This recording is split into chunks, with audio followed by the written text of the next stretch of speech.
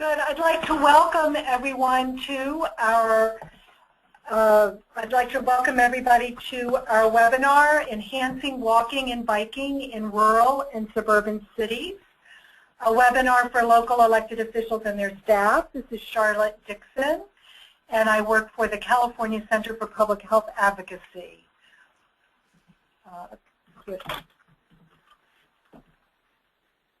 This webinar is being sponsored by the National Heal Cities Campaigns, the Heal Cities Campaign of Colorado, based at the Live Well, Colorado, the Heal Cities Campaign of the Northwest, which is based in Oregon, the Heal Cities Campaign of the Mid-Atlantic, which is based in Virginia and Maryland, and the Heal Cities Campaign of California.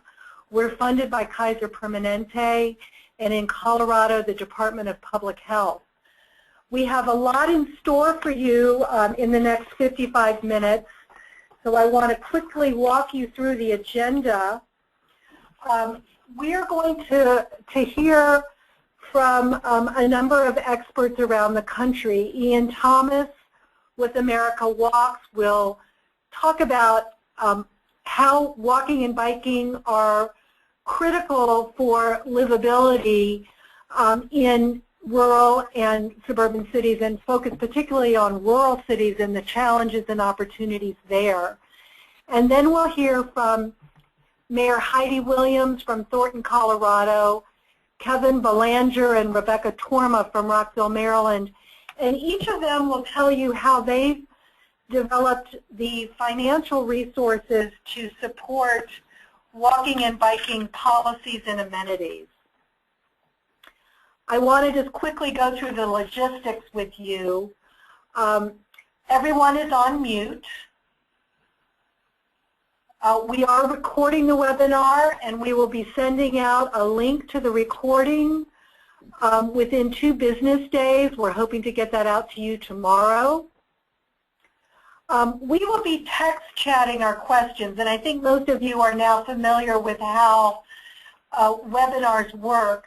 So if you could go to your chat box, identify it on the right side of your screen, and text in for me your favorite breakfast food and enter it. That will show me that you're listening and that you are you're able to use your chat box.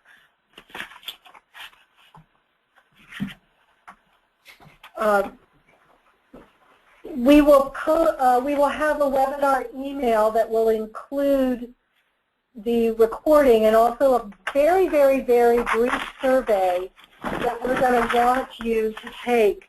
And it's going to include a follow-up from some information that Ian Thomas is going to give you. So we're now going to move on to listen to Ian Thomas. Ian Thomas is a lifelong advocate for healthy community design. He works as a consultant and volunteers as a board member with America Walks, the national voice promoting walking and walkable communities. From 2000 to 2013, he served as founding executive director of the PetNet Coalition of Columbia, Missouri, whose mission is to create active transportation networks through policy action and community engagement programs. In 2013, Ian was elected to serve a 3-year term on the Columbia, Missouri City Council. He's also a member of Smart Growth America's Local Leaders Council and the National League of Cities Transportation and Infrastructure Committee. So we're going to turn this over to Ian and take it away. All right. Hopefully everybody can see my opening slide there, and I'm trying to get a webinar control panel out of the way. Charlotte, thank you very much for that introduction. Welcome, everybody. I'm very pleased to have the opportunity to share some of my experiences and recommendations with the HEAL Communities Network here. I will be talking about general approaches to creating better active transportation systems in all kinds of communities, but with a focus on rural communities towards the end of the presentation. And now, okay. My apologies with the technical aspects. Right, let's see. There we go. Okay, hopefully we're moving through the slides now. So as Charlotte said, I helped to found a local advocacy organization called PEDNet in 2000. We focused on our community of Columbia, Missouri, college town in the Midwest, and had a number of successes over the years, passing a complete streets policy, getting a walking school bus program going, and also fortunate to receive a federal non-motorized transportation pilot program grant in 2005 that has allowed us to really build out our network over the last 5 to 8 years. I did step down from that position about a year ago to run for local city council, and I was successful in that campaign. So I'm now really enjoying continuing to advance you know, my vision for a walkable, bikeable, transit, well served by transit community from the role of City Council, as many of you are in your communities as well. I joined the board of America Walks in 2007 and continue to serve there as well as working as an independent consultant. America Walks is more than 20 years old. Early 1990s, the organization was formed initially as a membership organization to serve local walkable community advocacy groups across the country. More recently, America Walks has transitioned into a national advocacy voice. America Walks is funded by Kaiser Permanente as a backbone, or the backbone organization in Kaiser's Everybody Walk campaign. And in that role, we hosted the first National Walking Summit last fall in Washington, D.C. There's going to be a number of resources available to you, and one that I would recommend you review is Steps to a Walkable Community. This is a partnership between America Walks and Sam Schwartz Engineering, and features 76 case studies on different effective strategies that have been used and verified in communities, rural and urban, metropolitan, large and small, across the country. In fact, there are international examples there, different ways to move towards a more walkable, livable community. Another program that we are just starting at America Walks in partnership with the National League of Cities is called the Livable Walkable Cities Network. This actually was born out of an elected officials roundtable that was held in conjunction with the Walking Summit in Washington in October. This will be a resource for elected and appointed officials across the country who have a specific interest in promoting walking and advancing policies and funding priorities to create livable, walkable areas in their own communities. I would encourage you to join our network, and I believe Charlotte's going to put a question on the post-webinar survey where you can check the box if you would like to join this group. It will only consist of a monthly email newsletter for the time being, with alternative additional resources available. So why is active transportation a good strategy for cities? The picture we see here is very typical of cities large and small. This I regard as the default community configuration that we get if the community and elected officials do not get involved to actively make a plan and strive for a walkable, livable environment. 50 years of car culture has led to a tremendous number of federal, state, and local public policies and ways of doing business that lead to this kind of design, and clearly in the last 10 years we've seen a strong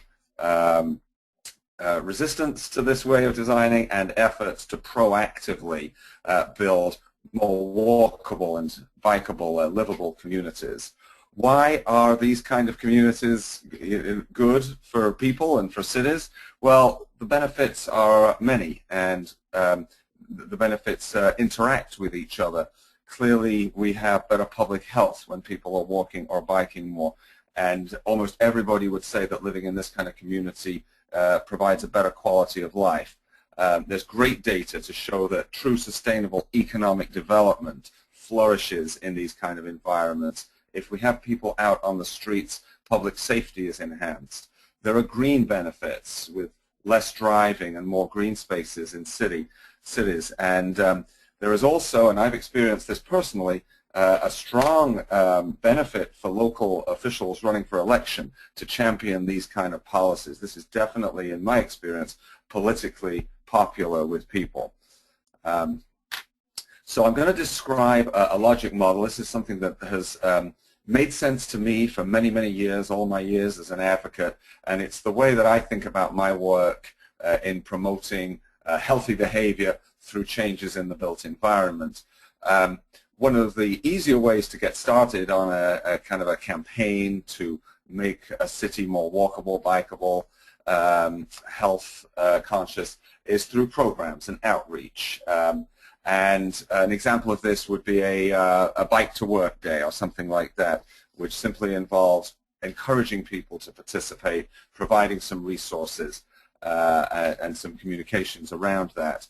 Now, the bike to work day will attract people to participate for sure, hopefully lots of them, but it won't change the physical environment or the public policy rules by which the community operates. But what it may well do, if it's well done, is develop advocates for those changes.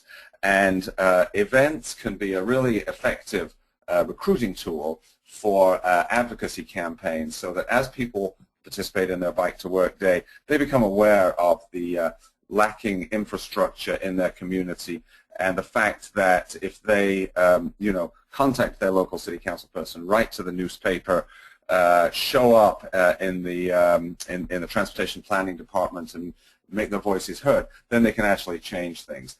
Ultimately, these policies will result in a more active transportation-friendly environment, which would lead to more programs and promotional activities that can be put out in more places, leading to more advocates and more policy and infrastructure changes. So, focusing specifically on rural communities, there are a number of special challenges in rural communities. A low density, very often a strong and established culture of driving for transportation, shortages of public funds, certainly in Missouri, in rural areas of Missouri, which I'm most familiar with. Schools are very often not in the towns, they're on rural highways between the towns because they serve a large number of towns, and these schools are really not walkable for the children at all. But along with the challenges, there are also some opportunities.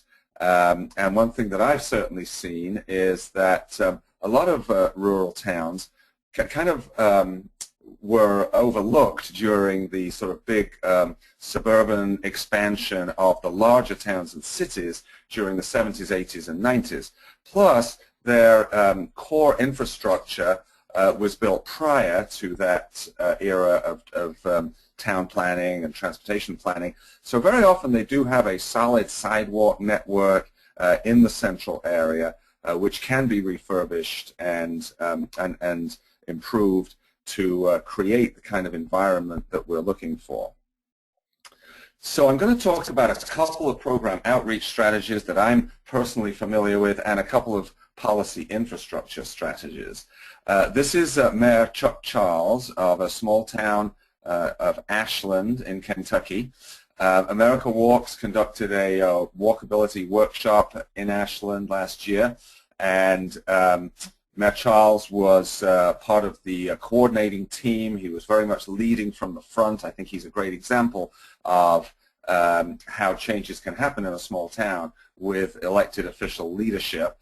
One of the things he announced as a kind of a press announcement on the day that we came down to do the workshop was that he was going to start his walking office hours, and he had divided the town into a number of different neighborhoods, and each weekend he was going to take a walk in a different neighborhood. He was going to advertise in advance where he was going to be, and inviting citizens to come out and walk with him and talk about any issues at all that they had with city government, including walkability. And this shone a bright spotlight on the walkable community workshop that we were doing, and gave him you know, a great position to lead what is a major change.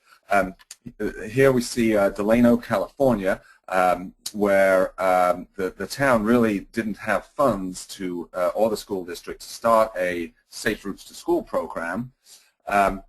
But in a creative way, the town and the law enforcement agency were able to partner and get that Safe Routes to School program going in the schools.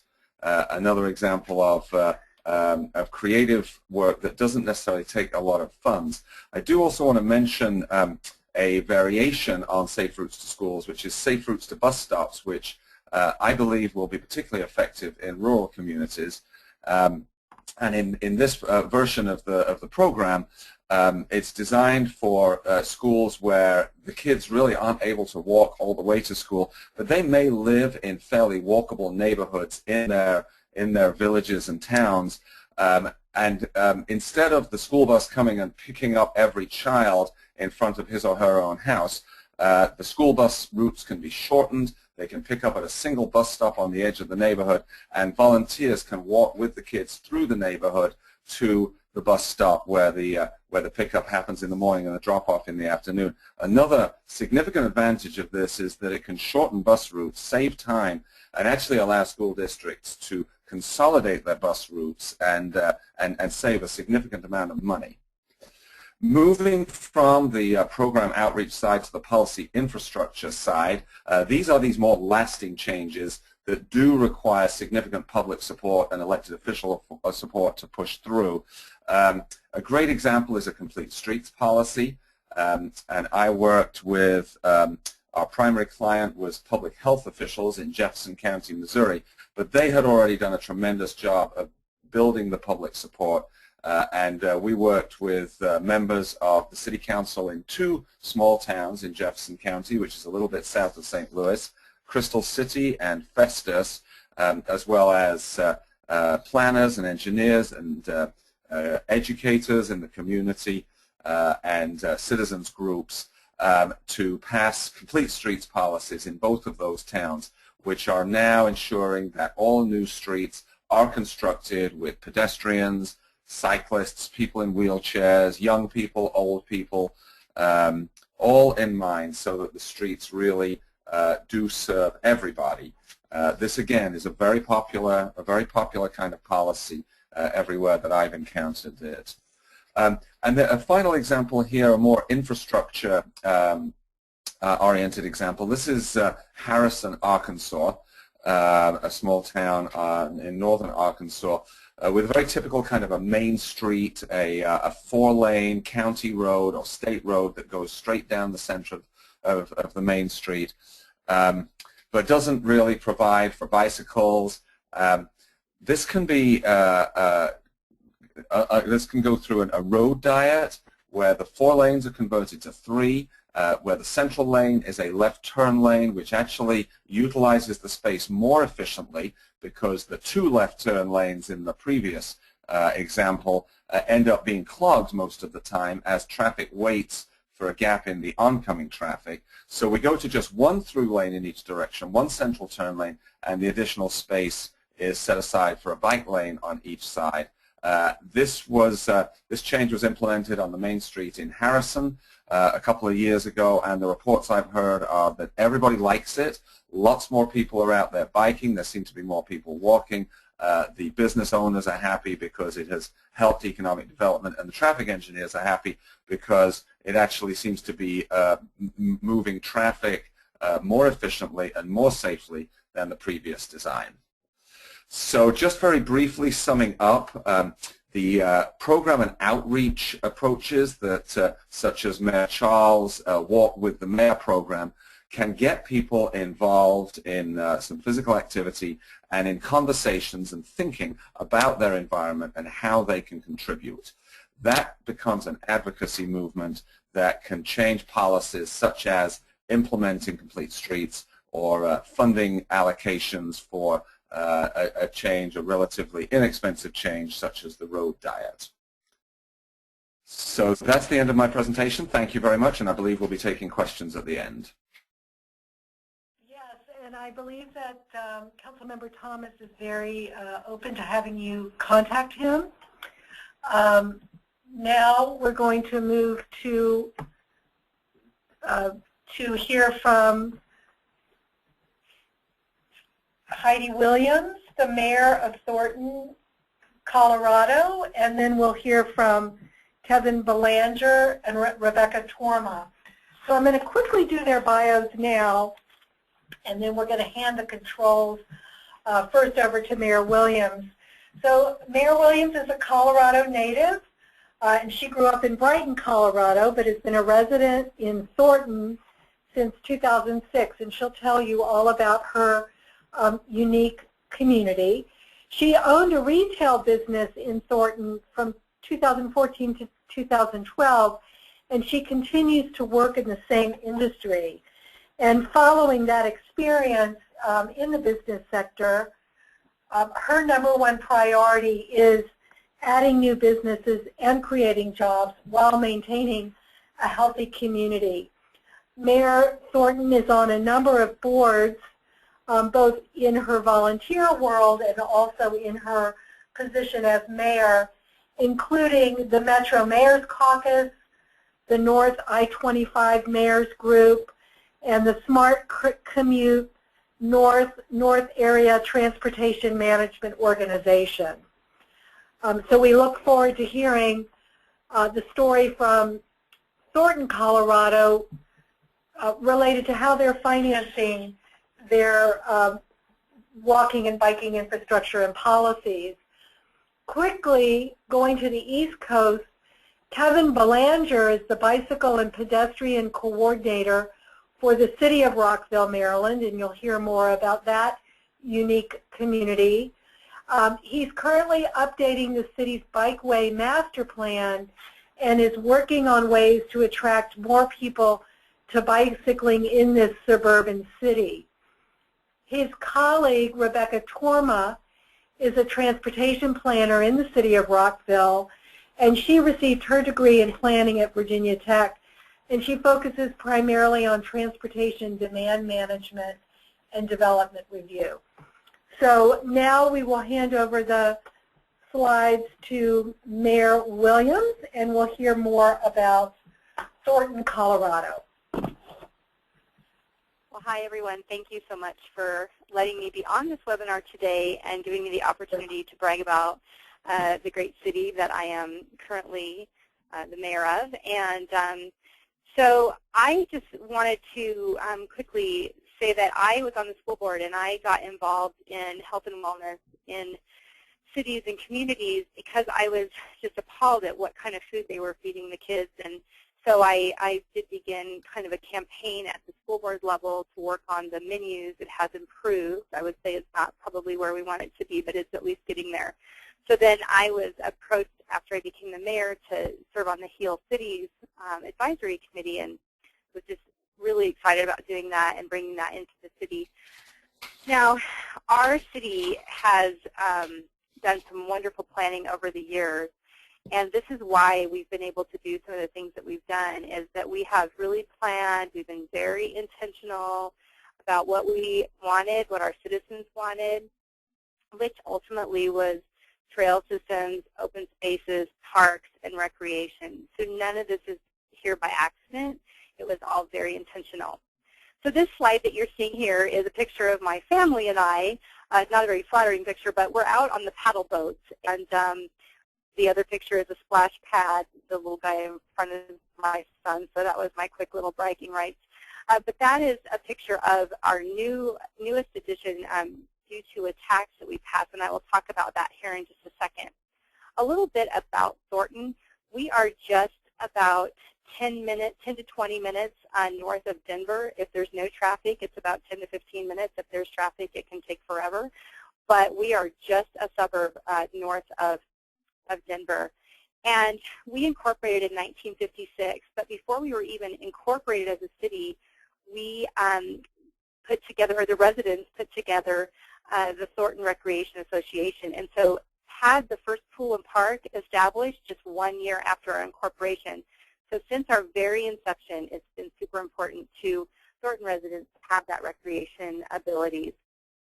So in 1997, we passed a sales tax of 0.25% sales tax in order to achieve this parks and recreation model that we wanted.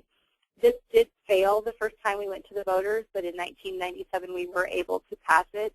We have Tabor, which is a taxpayer bill of rights here in Colorado, so there aren't any tax increases that can happen without it going to the voters. So you can imagine how incredibly difficult it is to get some things done at times, especially right now when we have so many people not really willing to do tax increases. However, we just extended the tax for another 20 years because it was coming due in 2017, and we thought, well, we better go to the voters early and make sure we can get this tax extended. And I'll talk a little bit more about that in a few minutes, but we did get that done. So we have 705 acres of active park space, 117 miles of off-street trails, 22 miles of bike lanes to date, so we are still working on getting more bike lanes. Right now, we're the 6th largest city in Colorado, so we're about 125,000 people. We're slated to double in size over the next 20 years. So we are a suburban city, a very large suburban city. We are about 27 square miles. Here is the type of housing stock we have in Thornton, mostly single family. And so we have on our right-hand side at the top, that's one of our original Thornton homes that was built in probably the 1950s or early 60s. Then we've got maybe a 1970s or 80s model to the left. And then down at the lower left, we have some of our newer housing stock. So we do have the multifamily in Thornton. We have a decent amount of multifamily, but it's not super dense. So we don't have huge urban centers in Thornton. As a matter of fact, the citizens in Thornton don't really want to be urban. You know, we like being suburban. That's why we live here. It's a very nice place to raise our families. We're working really hard to attract employers and to make our city really attractive. But we are really not that excited about having high-density housing.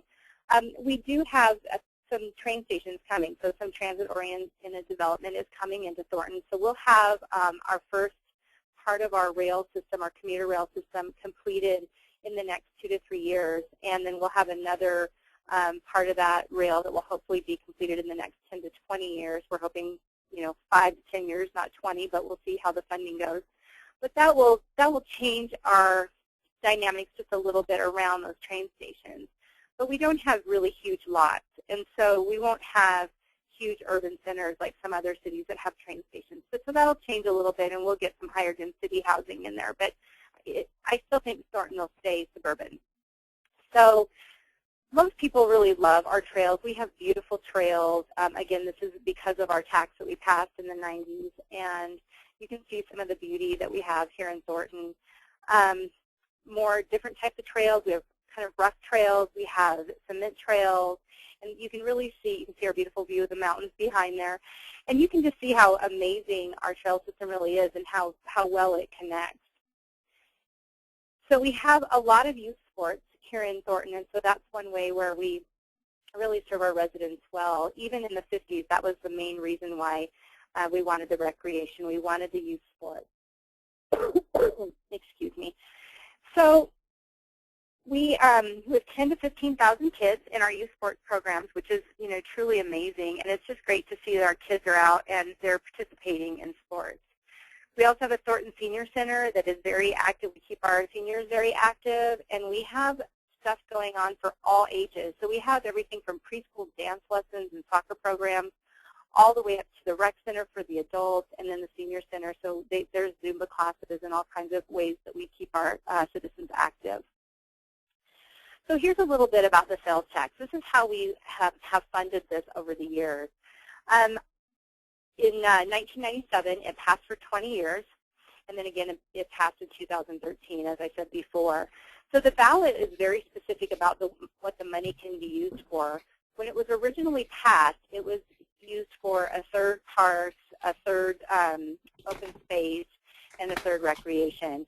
Now it is a little more specific about adding some maintenance in there and adding some more amenities for seniors, because we have this great infrastructure now with our parks and open space, but we have to be able to maintain it. And in order to not have to take all of that money out of our general fund, a very small portion of this can be used toward our maintenance, not for staff or employees or anything like that, just to maintain what we already have.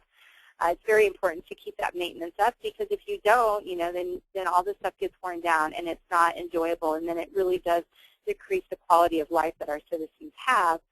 And our citizens very clearly have told us they want this, and so we're just dedicated to keeping it clean and beautiful for them. So this is a picture of Brookshire Park. You can see there is a place where people can have picnics. We have that in almost all of our parks. We have lots of sports programming in all of our parks. So people, sports groups can go in and program, and we have certain parks set up for baseball, softball, certain for soccer. We even have frisbee golf, and we even have pelicans. So our parks and open space are so beautiful that even pelicans come here to Colorado. Here's some pictures of our trail systems. Again, we have 117 miles of off-street trails, and so just tons and tons of trails here. The great thing about our trails is that we really did great planning, and I've said this before, planning is really key. And we looked at all the trails for our neighboring cities. In suburbia, you're often right next door to lots of other cities, and so we made sure that our trails had great connectivity.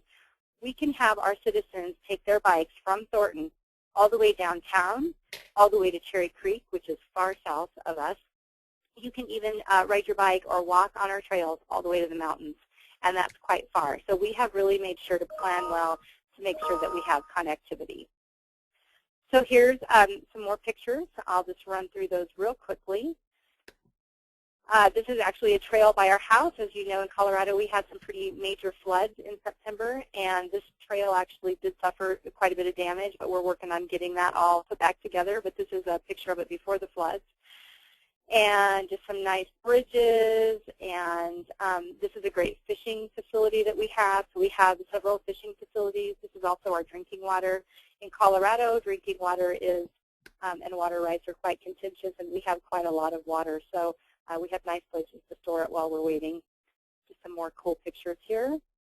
And this is our Margaret Carpenter Rec Center, named after one of our former mayors, who was the mayor for about 19 years. The rec center was kind of the first reason they passed the tax. They wanted to have a great place for people to go and recreate in more of a central part of Thornton. So they built a recreation center, which you can see off to the distance on the right. Well, just this last year, we finished the final phase, which was the Margaret Carpenter boathouse and park. And so the boathouse is near, this is the pond where we were on the paddle boats. This is one of the great amenities there at the park, is a skate park. We actually have 3 skate parks in Thornton. This is the new playground. The splash pad is just to the left of that I showed you earlier in the screen. And so those are just some of the many things we've used our tax money for. Colorado's the thinnest state, but we run the risk of losing that status every single day. And so we just want to make sure that our community is active and has the opportunity, if they so desire, to go out and access all the beauty that we have here in Colorado. So I'm happy to answer any questions you might have, and if you have questions after the webinar, you can email me, and I can certainly put you in contact with the right person on our staff to help you take care of that. Thanks again for letting me brag about my city. Great, thank you so much, Mayor Williams, and please for the audience, I know she's very sincere about wanting to hear from you if you have specific questions. And all of you will be getting the recording of the webinar, and we'll make sure you have everyone's contact information in the follow-up email. Now we're going to hear from our colleagues in Rockville, Maryland. And so take it away, Kevin and Rebecca.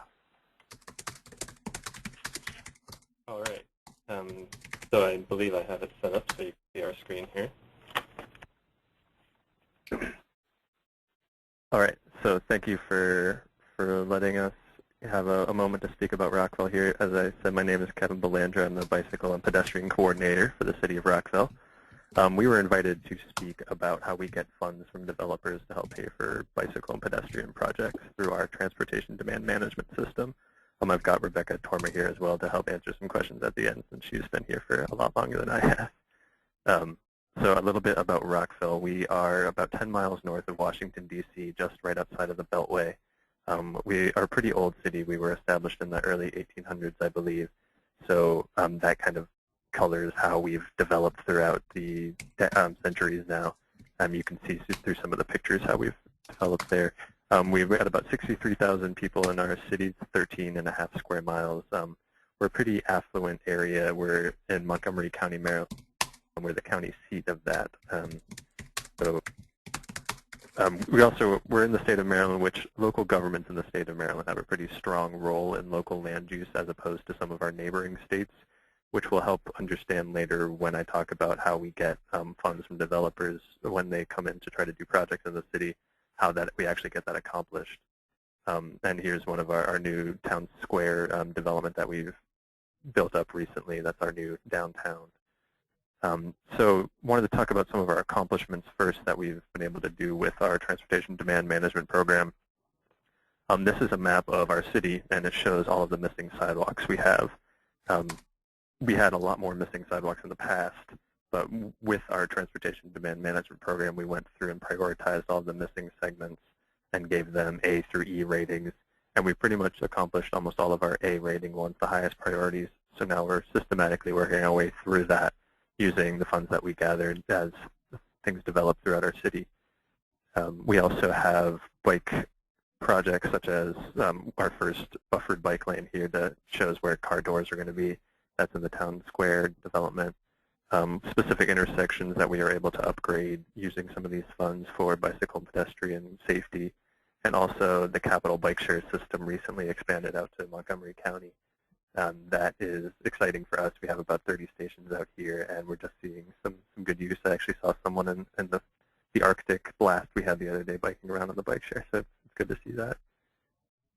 How we get some of these funds, we have pretty much 4 sources of funds. We get grants, and we use our city tax dollars, as well as speed camera funds. We're one of the communities that has speed cameras, and the violation fees go a lot towards doing transportation projects.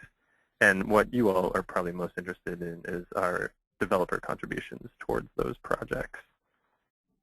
So in Montgomery County, transportation demand management began in the early 90s, and they were able to get funds from developers to, when they came in, to help offset the impacts they'd be having towards bicycle and pedestrian transportation. And we picked that up we developed our own system in the mid-90s to do that. So what we do is for new developments that come into the city that generate 30 or more peak hour trips, either in the morning or the evening rush hours, we require you to pay a certain fee for that. So from 1995 to 2011, that fee was 10 cents per square foot for commercial developments and $60 per residential unit. That was a fee that was paid per year, every year for 10 years. And so it amounted basically to $1 per square foot and $600 per residential unit. Those funds were used specifically in the planning areas that they were gathered in. So our cities divided into a certain amount of planning areas, and those funds were obligated to be used there. And we also went through a process with developers to negotiate some off-site mitigation. So they would already have to go through a process of going through and reviewing intersections based on how much impact they'd have on traffic. But beyond that, we would look through and see what missing sidewalks there were, or if we had any crosswalks or ramps, ADA accessible ramps we needed to get built nearby, and we negotiate with developers to get that done. But we were quickly realizing that that was becoming a more laborious conversation than we were had originally anticipated. So we went and changed that in 2011. We noticed during the recession several projects got stalled, and the bicycle, pedestrian, and non-automobile related projects that our residents were expecting got stalled as well. So in order to kind of give us some more control, we got rid of the negotiation with developers. So instead of having them build some sidewalks or do other improvements, we would take that on by taking the fee that we would charge them up front. So it was no longer 10 cents per square foot over 10 years. It was $1.50 per square foot up front, or $900 per dwelling unit. And what we did then, that extra 50 cents we gathered, or extra $300 we gathered for dwelling unit, we brought that towards automobile-related projects as well, because every project has impacts, not just bike ped related, obviously, but automobile-related. And instead of having these funds be tied to specific planning areas, we then were able to use them anywhere in the city.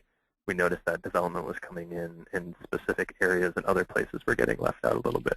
So we wanted to make sure that we could spread that out as much as we could. So working with developers here, you may wonder how people have been receptive to that, requiring these fees when they come in. And generally, it's not been a difficult process. As I said, Montgomery County had this kind of a program in place early on. So people know that to do business here, that is what they expect. That's what the community expects. And we're also a pretty attractive place for developers, being just outside of the District of Columbia. People want to be here. We also have a higher jobs housing balance, leans towards having more jobs. So we have a lot of people flowing in and out of this community all the time. So that is how we get people interested in working with us. Some guidelines for spending these funds. First up, we still have some projects that are tied to the original funding system we had that came up for development years ago, but are finally getting developed now. So we're still working through some of the old funds, and we're still obligated in that. But now, when we get the new money from new developments coming in, we have a few policies that help us determine. Right now, as Charlotte said, we're updating our Bikeway Master Plan in 2014. That'll help guide where some of those funds go, as well as the sidewalk prioritization policy.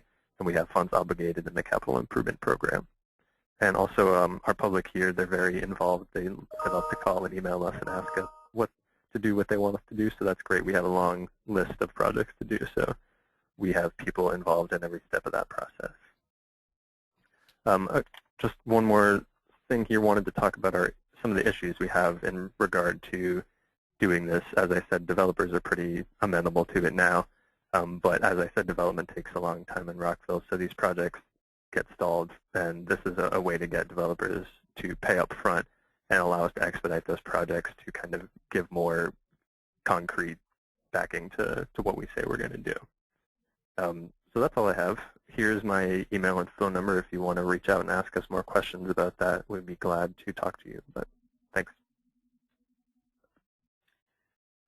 Thank you so much, Kevin and Rebecca. And so now we have some time for questions, and we've gotten quite a few excellent questions. So we'll get through as many as we can. One of the first questions that we got, and I'm going to direct this to you, Ian, but I'm also interested in Mayor Williams, what you have to say. It's about the interplay between programs and policies. And the question is, what should come first, programs or policies? Yeah, great question. And I tend to see the two components of a campaign to really make any kind of change, but in this case specifically improve bicycle pedestrian infrastructure and participation in communities. See those two components to be mutually reinforcing. If you can get programs, events out there, then you've got a really much better chance of developing the advocacy base to change the policies, the funding priorities, and ultimately the physical environment. If you can change those policies and change the physical environment, then you have better, safer, more attractive places for people to go out and be active and take part in programs and events. But I think that there is a very good your question is really more deep than that. And in my experience, the programs are the easier places to start. They don't require the widespread buy-in of thousands and thousands of people or of elected policymakers. A nonprofit organization or a city department can put on a program that can get this movement started with relatively minimal funds and in a fairly short timescale. So if we had to say which one comes first, I'd say it's the programs and outreach first, the policy and infrastructure second. But once you have that going, you can kind of leverage the cycle on and on. Yeah, I would agree. And I think for Thornton, what happened is that we had the programs, we had a good taste of what the programs could be. We had some good programs, but we needed the funding to get, to enhance the lifestyle the way the residents really wanted it. And so that's when the policy came into play. And so, yeah, you can do some programs with limited funding, but then you definitely need the policy to work on how are you going to get the funding. And we also access other grants from our county and so forth. So there's not just one good way to do it. There's lots of out-of-the-box thinking, for sure. And this is Charlotte. I wanted to pose another scenario based on some work in our state whereby the local transportation agency made some funding available to cities, and as part of making that funding available, one of the qualifications or one of the criteria was that the cities needed to adopt complete streets policies. So in this case, the Regional Transportation Agency created criteria to drive policy at the local level. The city councils adopted policies, and part of the policy adoption was the requirement that they consult with and meet with their local pedestrian or bicycle advocacy group. And then they were able to apply for money from the Regional Transportation Agency in order to fund their projects which would support programs. So for me, the lesson in that is staying very tuned into the opportunities that present themselves for supporting biking and walking, and then following the course that is most expeditious in terms of accomplishing the long-term goal. So in this case, it was a policy before program. I want to underscore what Councilmember Thomas said, which is that there's a very important interplay between the two. So this next question, I think, is for our Colorado and Maryland colleagues, which is that, could you please speak to the challenges of developing walkable neighborhoods that were designed for autos as a primary form of transportation? Sure. So if either of you could speak to that. Sure, I'll be happy to start with that. Our original part of Thornton especially, we have a very, very large thoroughfare that really used to act kind of as a highway to go downtown. Well, now we have a great highway system, I-25, which people take, and so we have this very large thoroughfare that's not really used properly. But in order to revamp that street, it's millions and millions and millions of dollars. And so, we look at it all the time and say, what the heck can we do with the street? We know we need to skinny it up, as Ian shared earlier, but it's very expensive to change the infrastructure and make those changes. And it's also a mindset. People get frustrated when they hear us talking about maybe we should make it, 2 lanes or 2 lanes with a lane in the middle and more parking on the side, and it kind of freaks people out. So there's kind of 2 aspects of it: the expense of kind of fixing it and making it more pedestrian friendly, and then just the citizen response to doing that. I think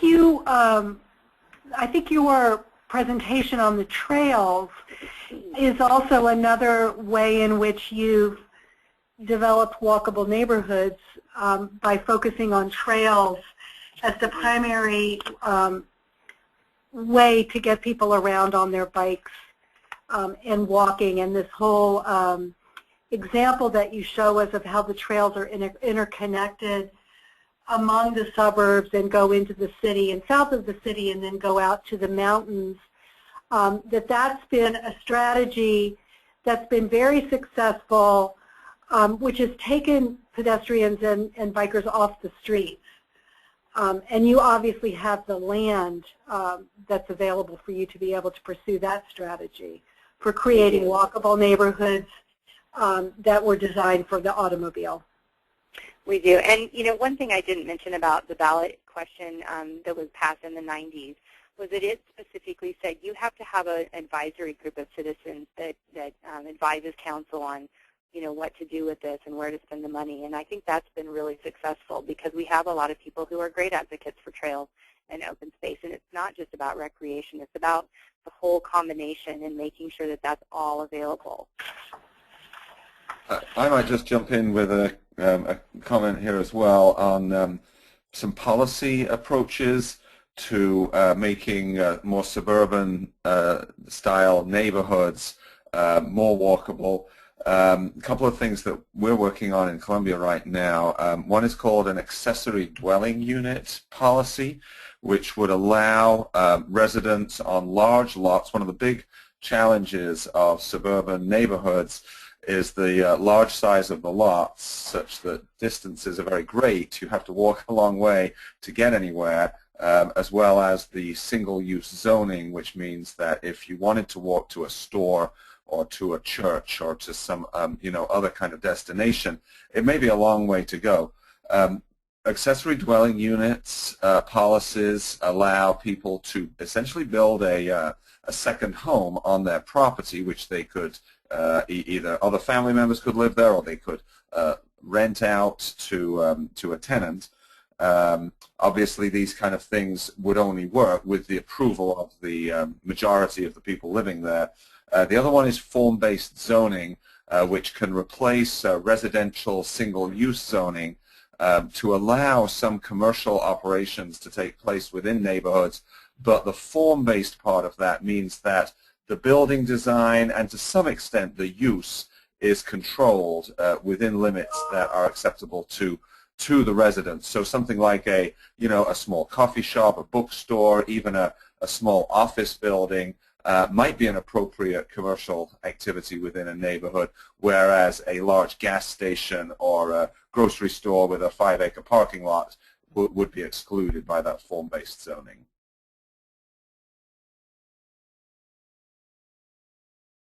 Great. So I think we have time for one more question before I show you the final slides.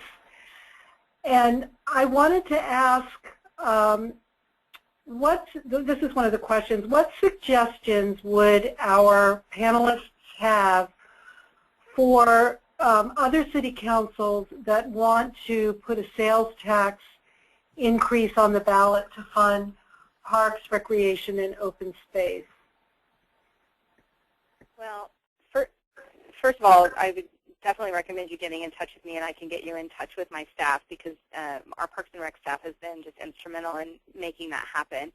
But you need to let the citizens know what it's for. You need to make the ballot language very clear and specific. I think one thing we've seen in Colorado for sure is that we're not passing taxes if they're not specific. They're better if they're for a community, and the community can get behind it, and they know that that tax is going to specifically enhance their city or their area. They're not so much excited about passing a tax that might be a statewide tax. That's Colorado. But I would say be specific, go out and find out what people want, and do a lot of work before you put it on the ballot, and make sure that you know what people are looking for and what you need. What do you need for that tax to pay for? And I can certainly get anybody that kind of information if they need it. And in Rockville, I'm wondering if either of you have any suggestions or advice regarding the developer fee approach. Not really. We've been doing this for several years, and people know that it's part of how we do business. Some places give incentives, like you give more density or on a building, and therefore the developer gets more density, and therefore maybe they pay a fee towards their TDM, and so that offsets it, and they're happy, and they usually pay the fee. But I think here it's just, this is how we do business, I guess. People want to move here. And so making sure to develop a case to make sure that if you have to defend yourself in terms of that, getting data, getting everybody on the same page in terms of how bicycle and pedestrian mobility helps the economy and helps health and all of that. That's stuff that is pretty basic to some of us, but developers might not understand that. So. Great, thank you. So in closing, I want to encourage all of you who are working for or representing cities, towns, and counties across the country to join the Let's Move Cities, Towns, and Counties campaign. The Heal Cities campaigns work very closely with Let's Move, and once you join, you will get a place on their website. You can see Mayor Cory Booker here on the lower right-hand corner of this web page, and all cities that have joined, Let's Move, get similar space on the website. There's also tremendous and effective technical assistance available to you. So encourage all of you to join. Here is the contact information, the web addresses for the Heal Cities campaigns in California, Colorado, Oregon, Maryland, and Virginia. And here is my contact information. I'm happy to receive your emails and calls and to get information back out to you and connect you with the panelists who have been so generous with their time and expertise today. So I want to thank everyone for spending an hour with us today. We know you're busy. We know you have lots of webinars to choose from. And you will be hearing from us very shortly with an email with vital information regarding contact information, a link to the recording of the webinar, and also a survey, if you could please fill that out. So thank you so much. We'll close the webinar now, and good luck with all of your excellent work. Thank you.